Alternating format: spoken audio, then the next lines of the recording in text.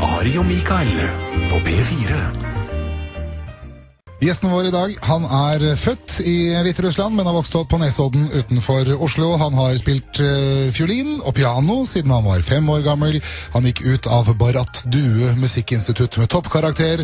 I 2005 var han med i Idol. Det gikk ikke så veldig bra, men året etter så var han med på Kjempesjansen på NRK, og der vant han. Og sommeren 2008 reiste han rundt på øyene Valderøy, Vigeland, Giske og Godøy, mens han tilbød seg å spille huskonsert mot mat og overnatting. Og på Giske sommeren 2008, da skjedde det noe. Da lagde han nemlig en sang som ett år etter fikk Norge til å ta helt av. Og Alexander Rybak, velkommen! Wow, tusen takk. Dette signaturmelodien din. Den kommer til å følge deg resten av livet. Altså. Ja, men for en herlig intro. Kan det få lov til å være signaturintroen min? Vet du hva? Jeg kan lese den inn. Mine damer og herrer, ta vel imot mannen som reiste rundt fra øy til øy og spilte huskonsert for kost og losji. Det lenge siden. Jeg ble rørt av den tiden du har lagt inn for å gjøre tidenes beste intro. Er det et snev av ironi? Nei, jeg mener det. Det var veldig gøy. Aller først, kjære Alexander, vi kommer til å snakke mer om Fairytale, men stemmen din høres egentlig ganske lik ut, selv om du ikke så vant til å snakke så mye om dagen. Ja, det her kanskje den første jobben jeg gjør etter at jeg har tatt mandlene, som var en ganske omfattende operasjon for min del, fordi det var rett og slett umulig å snakke og i hvert fall ikke synge på 2 uker. Men nå har jeg jo stemmen igjen. Nå har jeg den samme deilig irriterende stemmen min, merker jeg. Det er ikke så mye som har forandret seg. Irriterende? Har du irriterende stemme, synes du selv?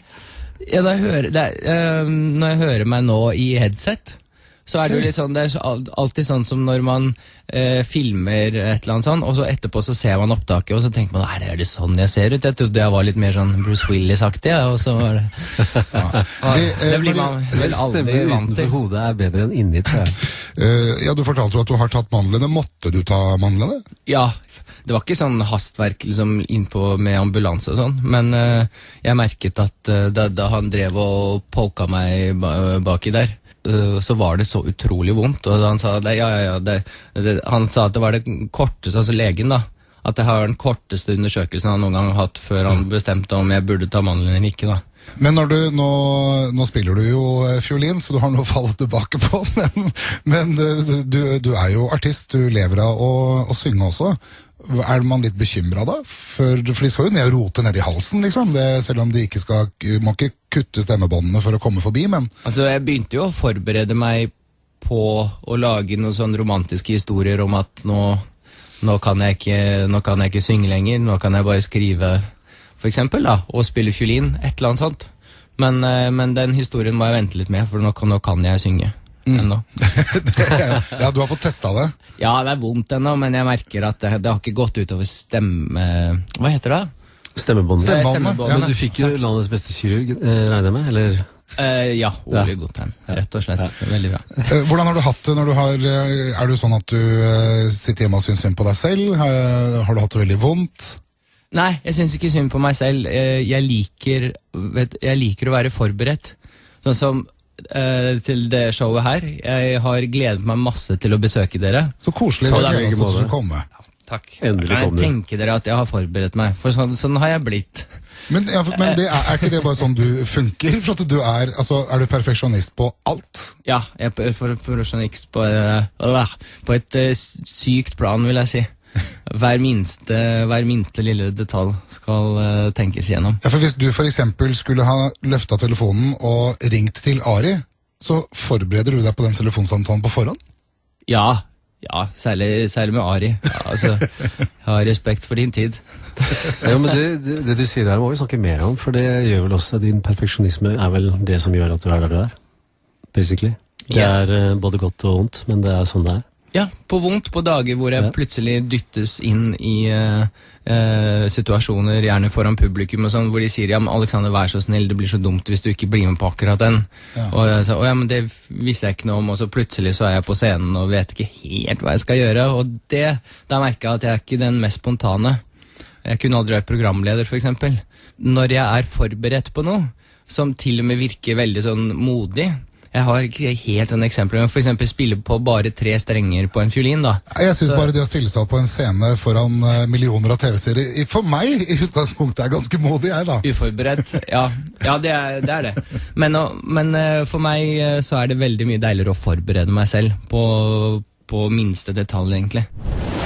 Nå har vi så vidt snakket litt om hvor opptatt du er av detaljer. Perfeksjonisten Alexander Rybak, du mener selv at det er ganske sært. Hvorfor det? Sært fordi det er ikke så mange som holder på sånt. Og da må jeg jo ha såpass selvinnsikt at jeg vet at det kan bli utfordrende for folk å få 10 mailer før en tilsynelatende helt grei jobb, ikke sant? At, men Alexander, alle de andre artistene, de har det helt greit, og de maser ikke på oss, de kommer bare i morgen, skal ta en lydprøve, sånn er det, mens nå har du drevet og spurt om det skal være G-mål eller G-dur, men til gjengjeld så kan jeg ofte kose meg etterpå når jeg kommer hjem, så tenker jeg at ja, jeg lagde ikke problem for noen som helst den dagen, fordi alt var helt akkurat på stell, sånn som vi har planlagt i noen uker nå, og publikum var kjempefornøyd. Jeg vil jo si at 9 av 10 av de virkelig største artistene, for å være sånn generell, har mye av det samme. En perfeksjonisme som går over i kontrollbehov som for andre kan virke helt ekstremt, men derfor også leverer de så bra. Men det drawbacket er jo at når de ikke har kontroll, så kan det jo bli veldig vanskelig. Men sånn som Woody Allen, han skriver på den samme skrivemaskinen som han alltid har skrevet alle sine manuskripter på. Og alt på skrivebordet ligger riktig. Alle blyantene der de alltid er. Og han har jo holdt på sånn i 50 år, ikke sant? Så det er jo et eller annet med å ha den kontrollen når du skal være kreativ, da. Ja, jeg har nok ikke noe sånt, en Mac som jeg har holdt fra 1995 eller sånt, men jeg har jo gutterommet mitt på Nesodden da, som så å si urørt fra 90-tallet. Det der jeg jo stadig vender tilbake for å få inspirasjon og for å få ro og sånt. Ja, men du reiser dit, og hva gjør du der? Altså bare det at du da sover der og der? Ja, altså sist gang så tok jeg smertestillende der etter operasjonen. Så det var et sånt det var sånn recovery-sted hvor mamma det tok litt tid for mamma å skjønne at jeg kunne dessverre ikke spise alle de nydelige tingene hun vanligvis lager meg. At jeg kan jo lage det om til suppe, mamma. Ikke sant? Fikk hun høre helt, det var litt kjedelig. Er det noen ting på det rommet som betyr noe for deg? Altså om det er noe på veggene, om det er noe som står på en hylle? DVD-er, rett og slett. Selv om jeg har de samme filmene på Blu-ray og 3D og sånt på Aker Brygge nå, så vil jeg ikke gi vekk de DVD-ene jeg har på nett, for det er en del av barndommen. Så har jeg en bokserie som heter Animorphs. Jeg leste faktisk hele serien, der da 58 bøker. Hva er Animorphs? Det er mennesker som kan morfe til de dyrene de tar på. Og det er selvfølgelig for å bekjempe romvesener, for å redde verden. Så det er en veldig rørende bok. Nå har vi snakket i forhold til perfeksjonisten Alexander Rybak. Jeg leste et sted at du kan bruke 1,5 eller 2 timer bare på å kjøpe brød. Ja, hvis man skal si det tabloid, så kan man jo det. Men hele historien er jo da at jeg vet at uansett hvordan jeg føler meg i dag, så vil det komme folk og ta bilder eller autografer hvis de kjenner meg igjen. Det er ikke alltid det skjer, men som oftest.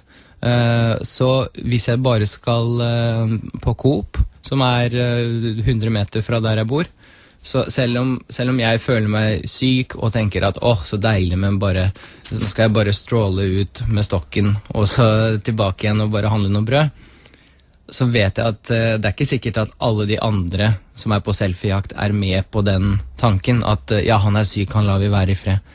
Ikke sant? Så det er ikke sikkert jeg hadde skjønt det heller hvis jeg hadde møtt en jeg kjente igjen fra TV. Da tenkte jeg, ja, han er kanskje litt mer snørrete i dag enn vanlig, men jo, kan ikke vi ta bildet, vær så snill. Og det skjønner jeg veldig godt, Det ikke det at jeg driver og står. Det mange som leste den VG-artikkelen og trodde at jeg da står mellom to brød i 2 timer. Ja, men det sånn det ser ut. Men på en sånn dag når de kommer og spør om en selfie, Alexander, stor fan, altså, avviser du det da? Eller lar du Nei, da, jeg sier ja, men jeg prøver alltid å være ærlig med meg selv, og jeg legger meg alltid på det nivået jeg er. Riktig. Fordi da føler jeg at jeg gir også mye mer av meg selv i lengre tid da, enn hvis jeg hadde hele tiden. Sånn som, for å være ærlig med dere, så kunne jeg nok vært enda større smil og enda mer sprudlende nå i kanskje 2 sekunder, før jeg fikk hodepine, fordi det jo alt for tidlig på dagen til å være i feststemning. Så nå jeg i det veldig koselige hjørnet, og det synes jeg deilig. Du jo som en godt temperert årgangsvin. Altså en Stradivarius som trenger riktig temperatur. Altså, du jo komplimentet. Ja, men du var energier da, ikke sant? Så det gjør at du dette finstemte instrumentet da, tenker jeg da. Ja. Men opplevde du at barndommen din preget en måte å tenke på, eller ble du født sånn? Nå kommer jeg fra et land hvor man lærer seg å lese og skrive fra 3-årsalderen, cirka. Så alt litt mer disiplin der. Jeg hadde det jo ganske lett da jeg kom til 1. klasse i Norge. Blandingen av at skole var noe jeg gledet meg til å dra til, mens andre var, nå vel skolen ferdig snart. Her, hva du snakker om? Det jo dritkult her. Ja, selvfølgelig. Fordi hjemme, da var disiplinen, da skulle jeg øve 2-3 timer.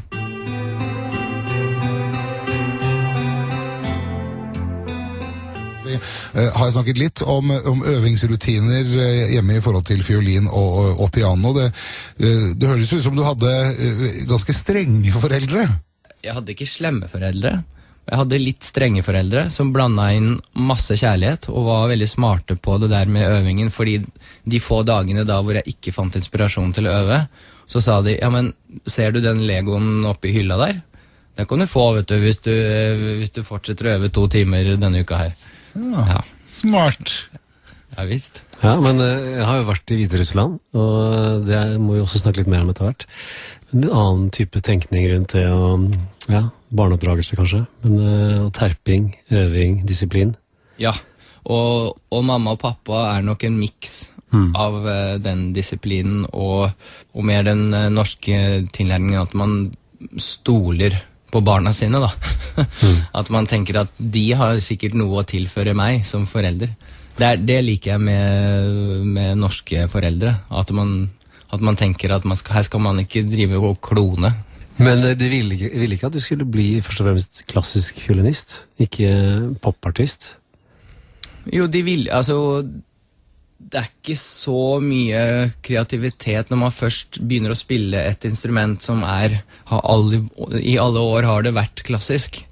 Så regner man med at det vel klassisk man ender med da.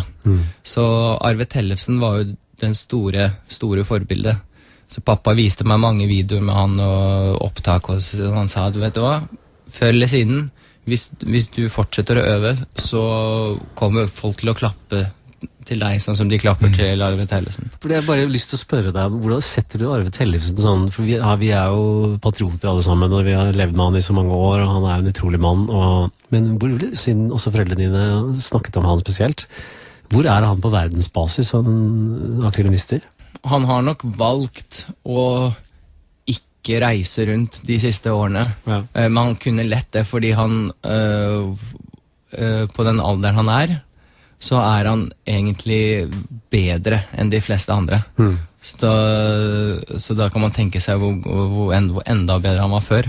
Jeg tror at teknisk sett så han på høyde med alle de beste, men sjelmessig sett så har han noe helt eget.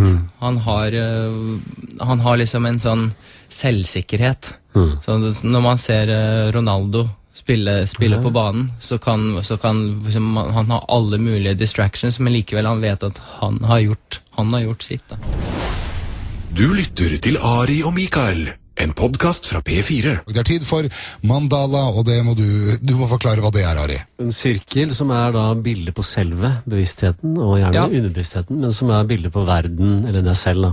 Den skal du fylle med hva som helst, av symboler, tegn, Uten å tenke for mye, egentlig. Bare fylle den. Nei, og den trenger ikke, altså den skal være så full eller lite full som du vil. Det er ingen føringer. Det er bare det skal noe inni den sirkelen. Er det lov å skrive ord? Ja. Det er lov å skrive ord, og derfor fordi jeg er så dårlig til å tegne. Nei, du er ikke, jeg skriver til alle, du er ikke dårlig til å tegne, for du har en følelse. Tegn følelsen. Nynning er bra. Det er nervøs nynning. Ja. Det er ikke nyeste låta mi, for å si sånn. Nei, men det ser ut som om Alexander er ferdig. Ja, jeg håper jeg gjorde oppgaven riktig. Jeg forstod oppgaven. Kan lese de høyt, får jeg lov til å lese alle ordene? Ja. TV-spill, kjæreste, Gud, Ari Ben, flørting, TV-serier, familie. Det er full oversikt. Det er livet ditt. Og fokuset ditt er nå, altså du har forberedt deg, så jeg sitter i studio. Ja. Men hvor er Mikael? Ja, hvor er jeg? Ja, men det var du som snakket. Nemlig. Det er greit, jeg ble ikke fornærmet. Nei. Men det som er morsomt er at du har jo, ikke sant, altså du har jo religion, Gud, altså tenker du det, er du en spesiell, altså har du en egen religion, eller er du, Nei, er du kristen? Jeg vil ikke si jeg har jeg har i hvert fall ikke skapt min egen religion. Nei. Jeg er ikke en sånn type artist. Det er for det er noe som har gjort det. Nei, jeg ber til Gud. Og prøver å gjøre det mer på gode dager enn på onde, sånn at det heter jo å be, men jeg prøver å takke mer enn jeg ber. For sånn er det jo med de fleste venner, at det er kjipt at når de først ringer, så er det du, hvordan har du det? Jo, du skjønner at jeg har en sykkel her som jeg lurer på om skal stå hos deg. Sånn, det er alltid litt deilig å heller få høre du er glad i det. Ja, fint. Ja.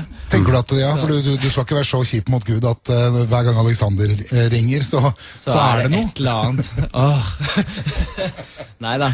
Nei, men det er jo veldig hyggelig tenkt. Og ofte det her snakker jeg ikke så ofte om, men ofte når jeg har det veldig vanskelig, særlig sånn der mange små ting som hoper seg opp vanskelig, så korser jeg meg så mange ganger som trengs, og så bare føler jeg at jeg blir bedre og bedre.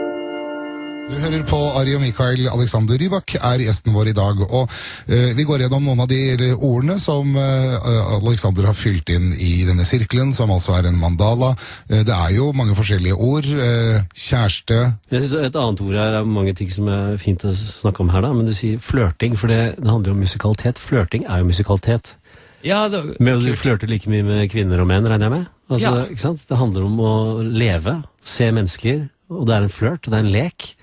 Men i MeToo-tider så er det noen som ikke er så musikalske. Og da blir det jo feil. Godt sagt. Ikke sant? Så det er jo det du må ha, da. Og det har du jo åpenbart. Det er kjempeviktig med flørting. Jeg tror, hvis det er riktig, så tror jeg at jeg skrev det litt etter kjæreste. Ja da, du har... Sånn at det ikke henger rett ved siden av. Nemlig, for det er en stor forskjell der. Det er ikke likestilt. Veldig bra, for jeg tenkte skal vi gå inn på privatliv og kjæreste etter hvert, men er du single? Nei. Nei, men det jeg har funnet verdens herligste dame. Og man kaller det livspartner eller kjæreste eller venn. Det er bare ord. Altså jeg skal være sammen med henne helt til jeg ikke får lov til å være sammen med henne mer. Så utrolig nydelig å høre. Men dere møttes på Tinder? Ja. Hvordan var det, men bare sånn å være Alexander Rybak på Tinder? Ja, det er så lenge siden. Det husker jeg nesten ikke. Men det må jo oppleves som litt annerledes enn det er for andre som ikke har et kjent navn, da, og et kjent fjes å være der. Du, det kan jeg ikke. Det vet jeg ikke noe om, da, vet du. Jo, det vet du vel. Jeg husker først og fremst at det var så mange som la meg til, bare for å bombe meg litt, bare for å si sånn, ja, liksom at du er Alexander, og så slettet de meg før jeg rakk å svare noe tilbake. Ja, for de trodde ikke at det var deg. Nei. Jeg vet jo andre også kjente personer som faktisk har blitt kastet ut, altså de har slettet profilen deres, fordi selv, altså da at Tinder heller ikke har trodd at vedkommende har vært seg selv, sånn at det å være kjent og være på Tinder kan jo være problematisk sånn også. Du, jeg brukte jo også Tinder mest en stund for å promotere til konserter og sånn, fordi det var vi ville jo gjerne fylle opp konsertene våre, at på første rad så satt det litt sånn ekstra fjonge og fine folk.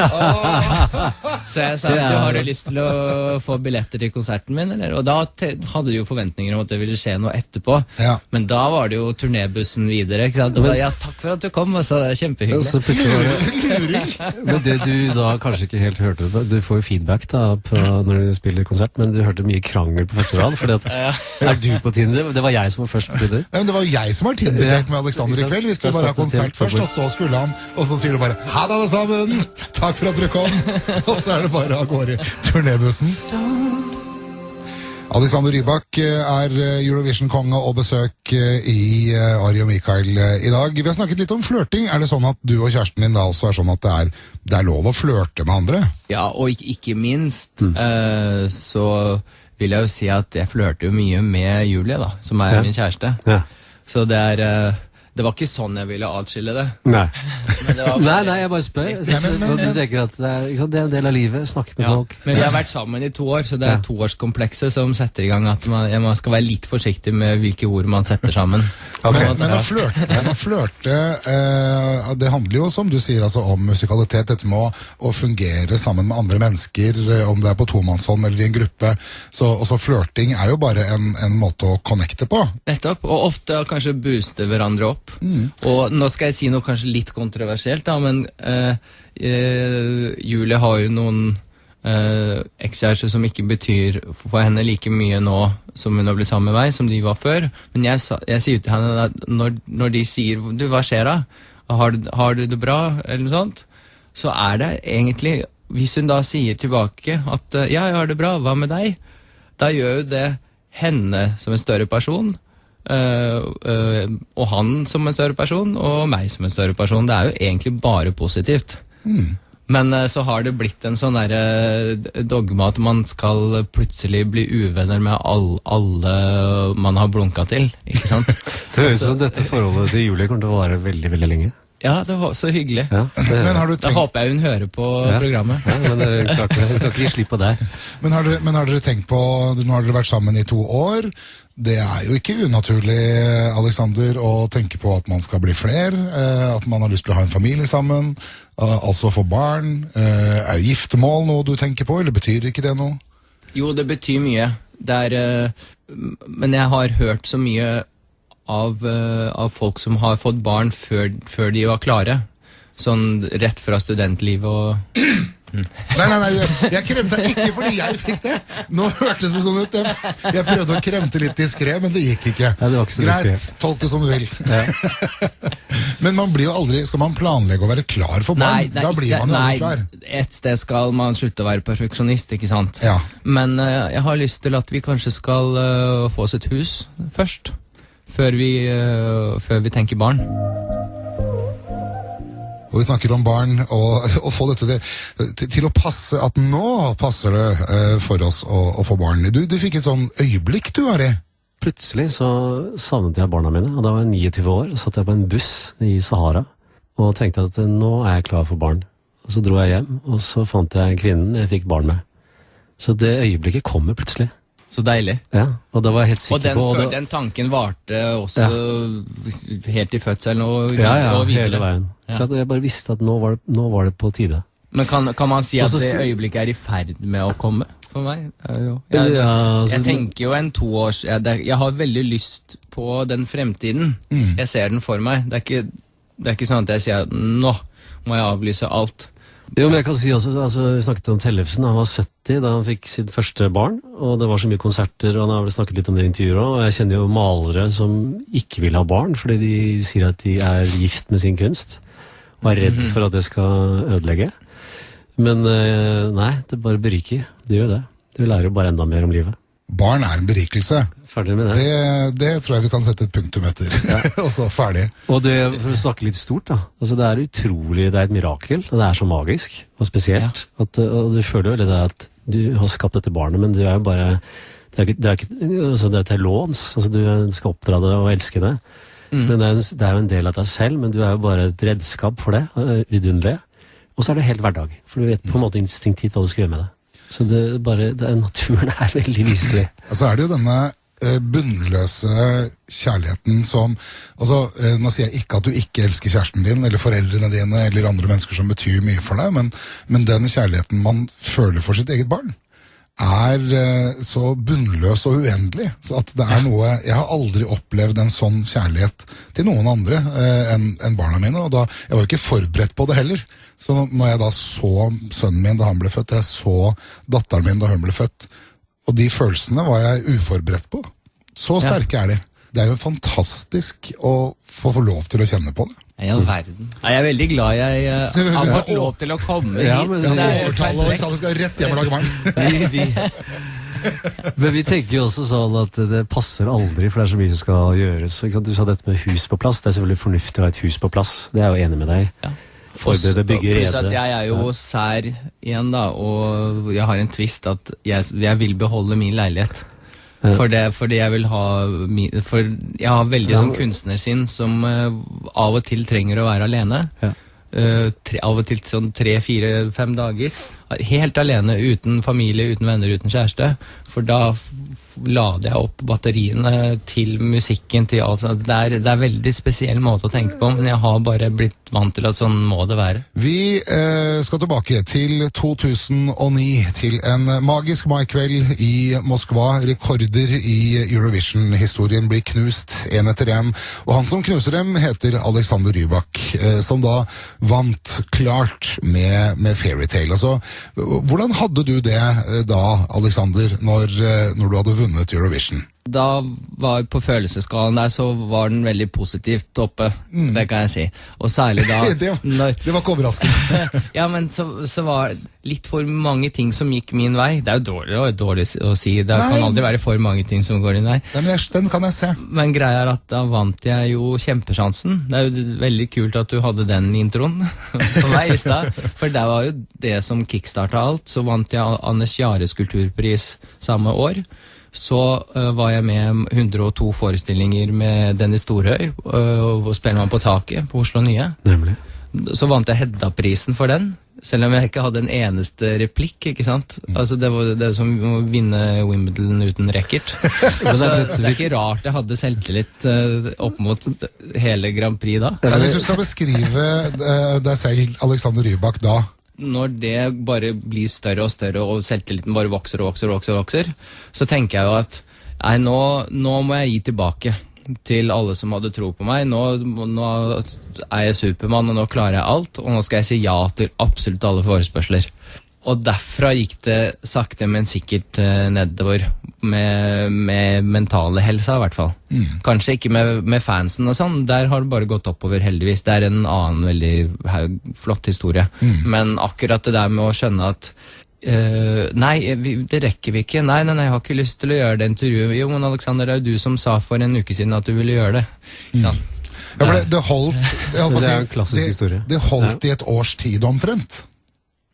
Ja, altså den store populariteten. Nei, men jeg tenker på at du holdt ut da, på en måte, og klarte å... Nei, jeg vil ikke si mer enn 2 uker. Jeg begynte å klikke allerede da. Ja, hva var det som skjedde da? Det var mye knusing av billige feler da, i bakken. Heldigvis billige feller. Ja, jeg forsikret meg. Akkurat i svevet så jeg opp på fiolinen, og så jeg, det var den billige, og da var det lov å knuse, så var den i bakken. Eller så bare slo jeg i veggene og sånt. Knuste hotellrom, for eksempel? Blant annet. Ja, det jo rock'n'roll, det.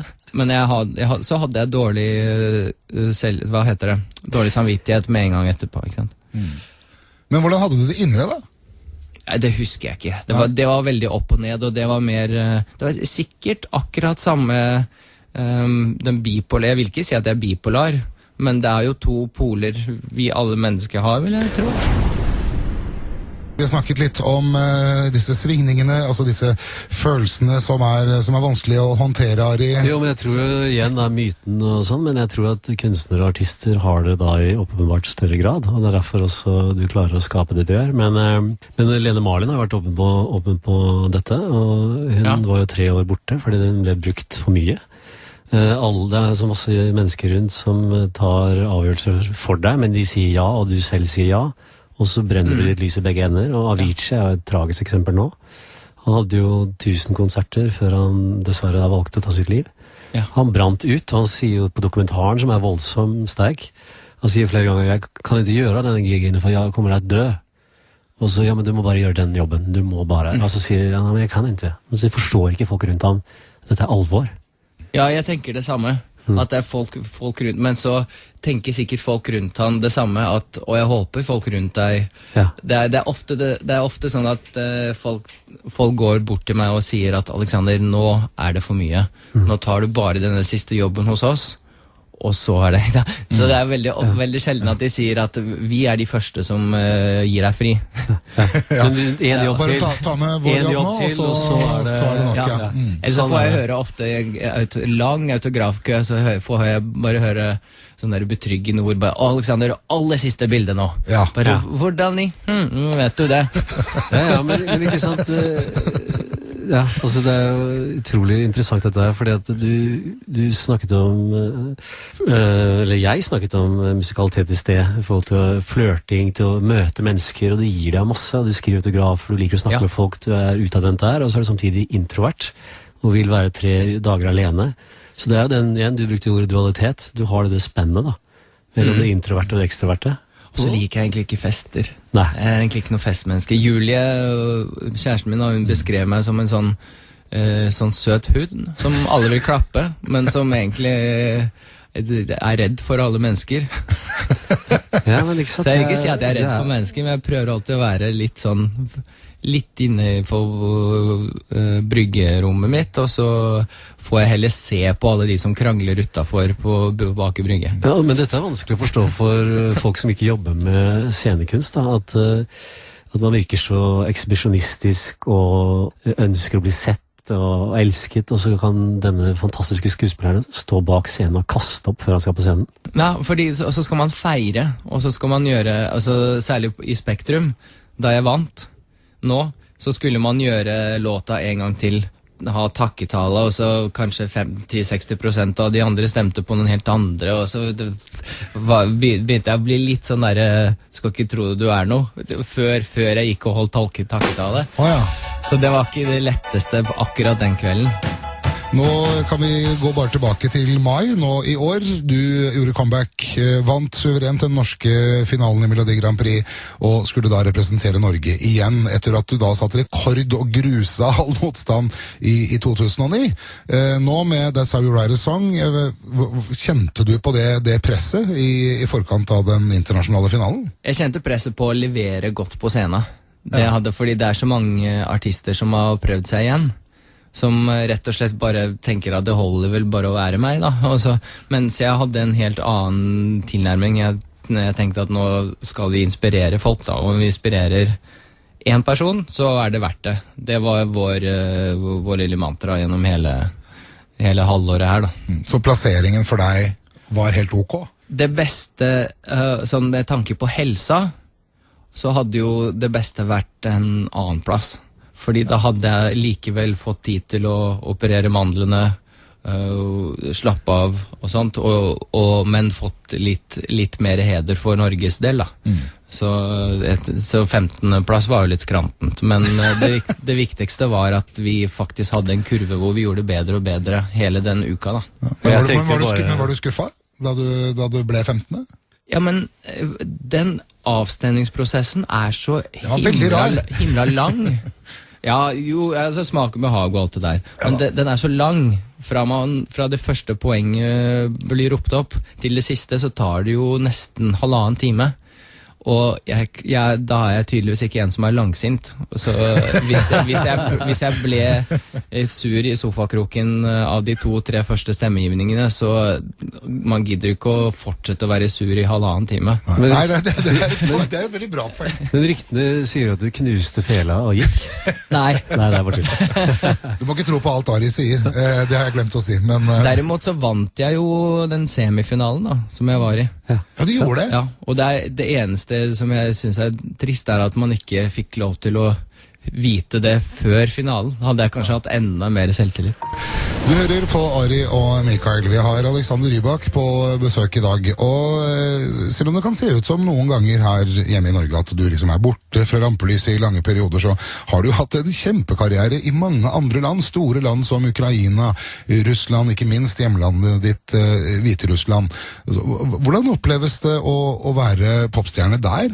Det er veldig hyggelig at selv når jeg har på en måte lagt opp når det gjelder sånne store altså solokonserter, fordi det klarer jeg ikke, jeg har sånne problemer med stemmebåndene, sånn at etter 20 minutter så begynner det å røske til, og da er det rett og slett vondt å gjøre konsert. For 5-6 år siden bestemte jeg meg for å bare være gjest på festivaler og så videre, eventer, eller turnere sammen med andre, sånn som jeg nå turnerer med Maria Haukås og Tor Endresen og så videre i mange kirker. Så det gjør jeg også da i utlandet, og er med på show hvor jeg igjen skal forberede meg masse, men prestere veldig, veldig kort. Er det annerledes enn det fungerer her, eller er det ganske likt? Det er veldig pengedrevet. Altså alle jobber jo for å tjene til vann og brød, men der er det veldig drevet av penger. Hvis jeg spør en helt ukjent gutt her, vil du bli med på, jeg har laget for eksempel rappelåt da, og så trenger jeg bare en helt ny rapper, og så spiller jeg fiolin. Og så spør man en helt ukjent rapper her, så er det morsomt for dem å bare prøve noe nytt. Mens hvis man spør en helt ukjent der som håper å tjene penger til livets opphold, så sier de da, ja, men jeg skal ha 2 millioner kroner for det. Okay. Fordi de har hørt det helt fra Morsmelka, at hvis man skal klare seg, så må man ta godt betalt helt fra første sekund. Ja. Og 2 millioner høres riktig ut. Ja, for en liten rap. Ja, Alexander, han bor jo i Norge, og der er jo ikke 2 millioner noen ting sikkert. Nei, der har de jo laks og olje og alt. Ja, men du er vel, og de er vel også stolte av at du, når du er i Hviterussland, at du er hviterusser? Nei, jeg er jo først og fremst nordmann, og så der borte så er jeg jo av hviterussisk opphav. Begge foreldrene mine er hviterussisk, og jeg er født der. Men det som er morsomt, er at ukrainerne også føler at jeg er en av dem. Ja, og russerne. Og Ukraina og Russland, det er jo så utrolig store land. Det er svære showbusiness. Sånn sett, jeg føler, selv om jeg ikke alltid har en plan med karrieren min, annet enn en sånn langtidsplan, så får jeg likevel kjempemorsomme jobber stadig vekk, og særlig nå da, etter at jeg gjorde That's How You Write a Song, så får jeg sånn ymse igjen da, guest star appearances, akkurat som jeg elsker det. Men jeg ønsker, hvis jeg kan få lov til å komme med sånn ønske ut i eteren, så håper jeg at artister inviterer meg til å gjøre fiolin på deres låter. Sånn som Petter Katastrofe gjorde med Typisk Norsk. Det er noe av det beste som har skjedd meg i min karriere.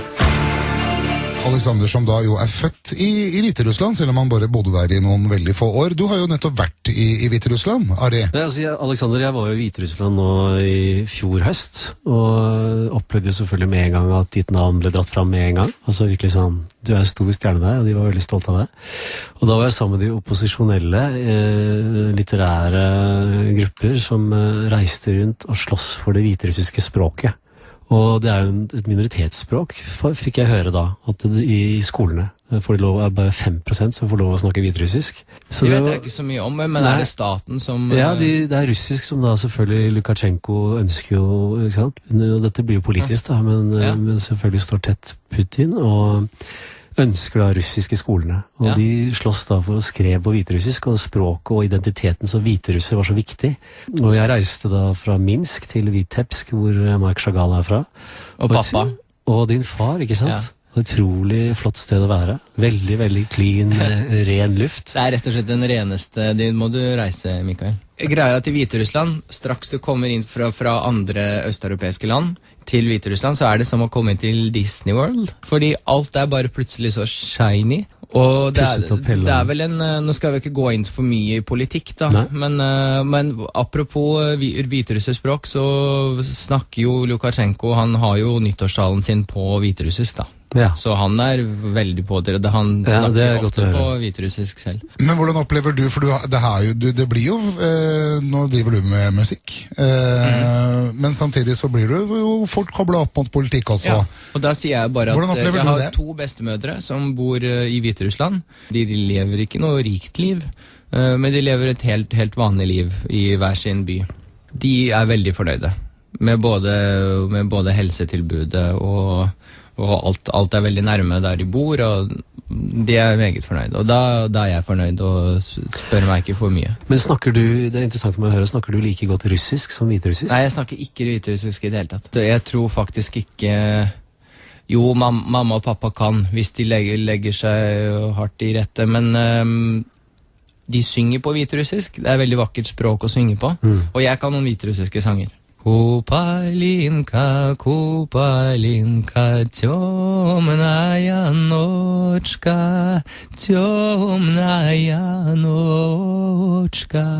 где ж твоя дочка? Sånn høres stemmen min ut etter operasjonen. Sånn skulle jeg ønske jeg kunne synge for mine barn. Båndsul. Rett og slett, ja. Faktisk. Suli, luli, suli, luli, suli, luli, leia. Synger jeg for mine barn. Det fra Star Wars, den. Og Alexander har forberedt noen påstander som vi skal ta stilling til, og det vi klare til å gjøre nå, så kjør på. Jeg hadde da influensa over 20 ganger i fjor. Og det tror jeg på, fordi det kan ha noe med mandlene å gjøre. Jeg tenker også ja, fordi jeg sammenlignet det med en Stradivarius, og de veldig kjenslige vare for temperaturskift. Så du er nok ganske sensitiv, ja. Ja, precis. Ja, det har du. Det sant? Det dessverre sant, men da gjør man jo noe med det. Ja. Men var det mandlene? Ja, jeg håper det. Jeg tror det det. For det skjedde sammen med meg, nemlig. Og så gikk det litt bedre. Det gikk mye bedre med en gang. herlig. Jeg kunne oppleve å få i løpet av en dag kjempehøy feber, så høy feber at jeg måtte på legevakta og overnatte og få antibiotika intravenøst på legevakta. Så kunne jeg reise hjem igjen, og så kunne jeg bli like syk 3 dager etterpå. Før jeg tok mandlene. Etter at jeg tok mandlene, så har jeg ikke opplevd det en eneste gang. Fantastisk. Jeg veldig glad på dine vegne. Ja, men jeg håper du får samme effekten av det. Jeg hadde i hvert fall masse sånn. Jeg hadde rett og slett en influensamikstur fra Hviterussland liggende klart til neste morgen. Den nemlig ikke lovlig i Norge, for å si sånn. Nei, Ikke sant? Terraflu. Ja. Vi går til neste påstand.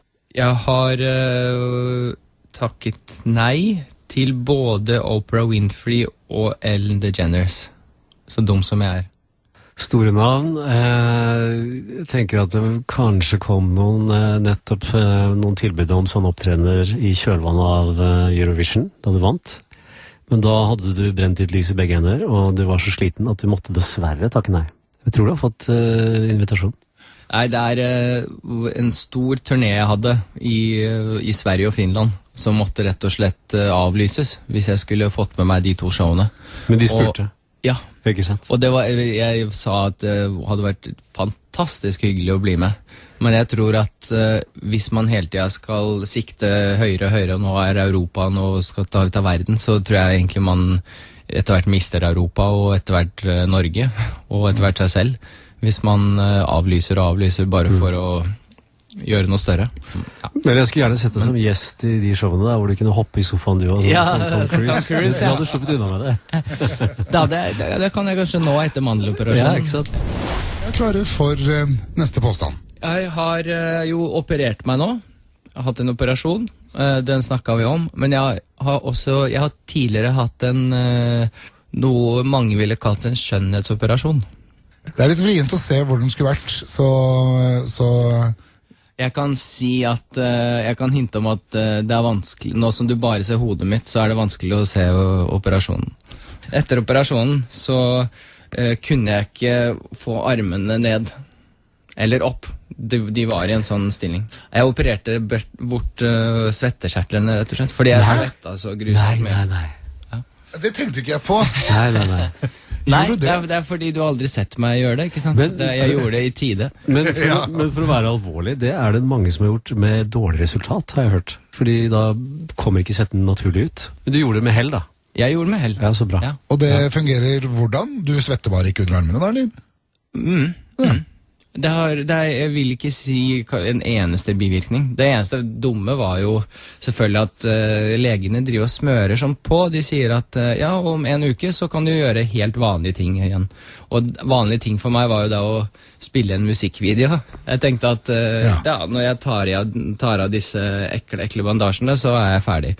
Og skulle liksom opp med hendene og rope tjoho, og så gå på byen. Men sånn var det ikke. Så jeg måtte fremdeles ha armene i en 45 graders stilling i mange, mange uker.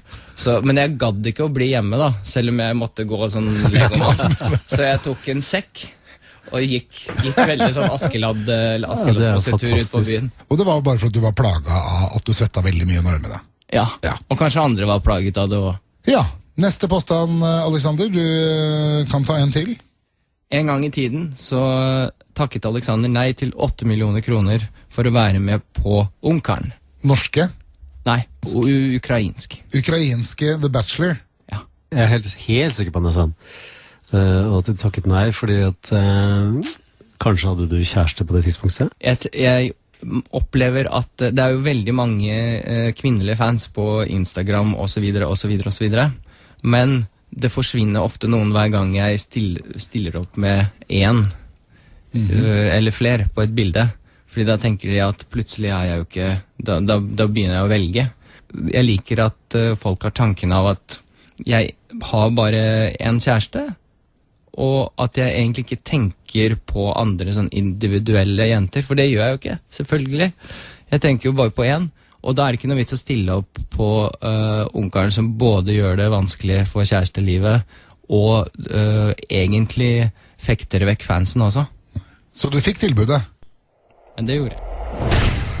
Jeg har et dilemma. Er dere klare? Jepp. Vil du for alltid si alt du tenker høyt, eller aldri mer si noe? Det er det letteste dilemmaet jeg noen gang har hatt. Synes du det var lett? Nå er jeg spent. Jeg trenger er det lov å aldri si noe mer i hele mitt liv? Du kan aldri mer si noe. Ja, jeg håper, kan ikke du få gjennom den myndigheten til staten eller noe sånt, da? Sånn at alle kjenner til det. At fra nå av så trenger ikke Alexander å si noe som helst, han trenger bare å lage musikk, spille fiolin. Og se på filmer og høre på musikk, for det er så deilig. Og kline med kjæresten. Det trenger ikke å snakke for det også. Kunne du tenke deg det? At det hadde vært deilig å bare slippe? Og du kan jo ikke synge heller. Jeg er jo ikke like ordnem som dere, ikke sant? Min kunst ligger i fiolinen, først og fremst. Og spille litt piano, komponere litt. Og av og til kan det være kanskje litt vanskelig å kommunisere, men man har jo kroppen sin. Bjuda på. Ja, det var litt overraskende valg, men veldig interessant. Veldig interessant. Nei, kanskje jeg misforstod om det var enten å aldri snakke, eller å si alt man har på... Ja, alt man tenker må man si høyt. Jeg har så mye jeg tenker, men det meste av det jeg tenker er hva må jeg la være å si nå? Ja, ok. Litt sånn Tourette. Ja, rett og slett. Nei, men da kan det være en fordel for deg. Hva med deg, Ari? Er det like enkelt? Jeg synes det var et utrolig bra svar, Alexander. Og selvfølgelig er jo... Men jeg ville jo valgt det motsatte, da. Si alt jeg tenker, men det gjør jeg jo hele tiden, nemlig. Jeg sier alltid alt hva jeg tenker. Nesten. Men jeg er jo veldig til tider lei av meg selv, så det hadde vært lurt å holde munn. Så kunne jeg ta det i karantene, er det lov? Nei. Det er ikke lov. Nei, så jeg må jo da si at å si alt jeg tenker, det er fint. Og jeg tror at, for å være litt sånn science fiction, så var det jo en morsom roman jeg leste om at, ikke en roman, en dokumentar, jeg så om Tesla som fant opp vekselstrøm. Han mente jo at det ville være mulig, han forutså faktisk tekstmeldinger på iPhone, og han mente at det var mulig å kunne avlese tanker inn i fremtiden. Så vi kommer nok dit, bare vent. Du hører på Ari og Mikael, det siste programmet før vi tar sommerferie og tilbake igjen over sommeren. Alexander Rybak gjesten vår i dag, og det siste spørsmålet i dag, Alexander. Hva det du tenker på når du går og legger deg om kvelden? Det faktisk så enkelt som at det kategorisert i 2 ulike typer kvelder. Enten så tenker jeg på alt jeg skal gjøre i morgen, hvis det en jobbdag i morgen. Det sjelden at jeg legger opp 2 jobbdager på en gang. Så hvis det masse jeg skal gjøre i morgen, masse fill-in-greier eller mailer og sånn, så skriver jeg opp. Jeg skriver og skriver og skriver og skriver på en blokk, helt til jeg ikke har noe mer å skrive, og da sovner jeg. Eller så jeg veldig glad etter en konsert jeg har gjort, og sannsynligvis da som oftest det ikke så mye neste dag. Da får jeg bare, da koser jeg meg med minnene, og da gjør jeg noe annet til jeg sovner. Jeg kan ikke si hva. Neida, det går fint. Men det jo for å ta den første kvelden, og heller gå i dybden på den. Ja. Så, for det jo veldig mange som sliter med å sovne. Og det tankekjør. Ofte tankekjør, ikke sant, Ja. som det heter. Og det med å faktisk skrive ned, som du sa, det jo faktisk et veldig godt tips.